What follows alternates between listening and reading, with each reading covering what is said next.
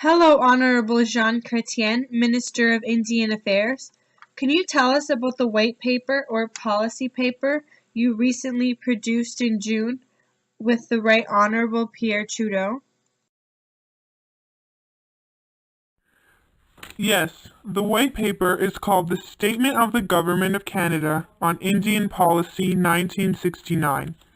It was created to remove the discrimination of Aboriginal peoples by eliminating any difference between Indian and non-Aboriginal citizens. How will this policy achieve your goal? Great question.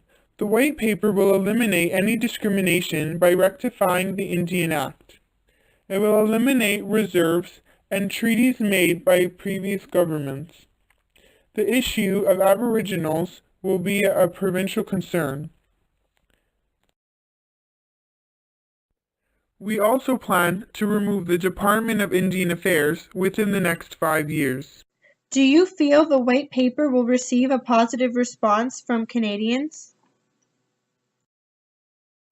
Of course, this is the only way to ensure equal rights among all Canadians.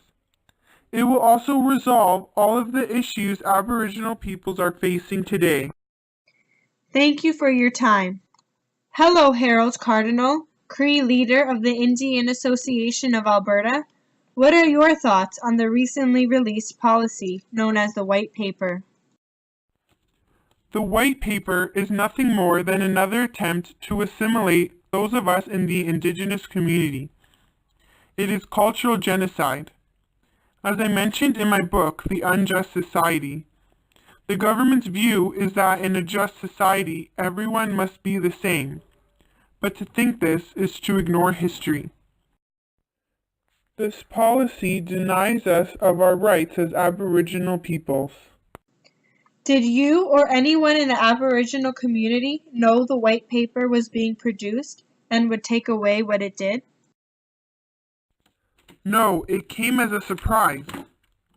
There had been a national program of consultation with the federal government and the First Nations communities before the white paper was created. And in May 1969, there was a nationwide meeting in Ottawa where regional Aboriginal representatives attended. They were able to express their concerns about land claims, health care, and education, among other issues.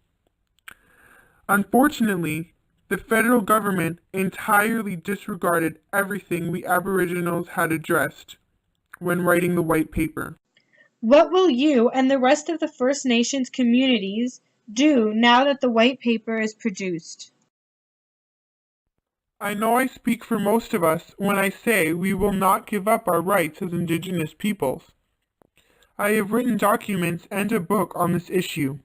We also have public demonstrations and marches in protest of the white paper, and our movement is sometimes referred to as Red Power. We as a community deserve the rights promised to us in treaties and must have our voices heard. Hello again, Harold Cardinal. As I'm sure you are aware, Prime Minister Pierre Trudeau recently withdrew the White Paper. What are your overall thoughts of this significant action? Yes, I am extremely happy that the white paper has been withdrawn. It was an important moment for the First Nations communities. Why did the Right Honorable Pierre Trudeau decide to withdraw the 1969 White Paper? Unfortunately, it was not because Prime Minister Trudeau had a change of heart. He in fact appeared upset to withdraw the white paper, stubbornly believing it was a fair policy.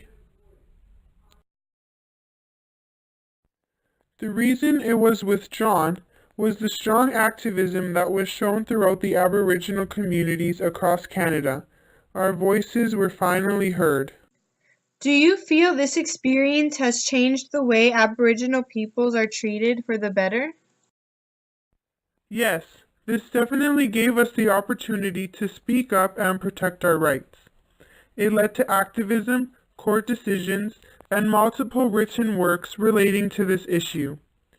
We are still far from correcting all of our concerns as Aboriginal peoples, but the outcome of the 1969 White Paper created a positive change that will influence Aboriginal peoples in Canada and in Canadian government for decades to come.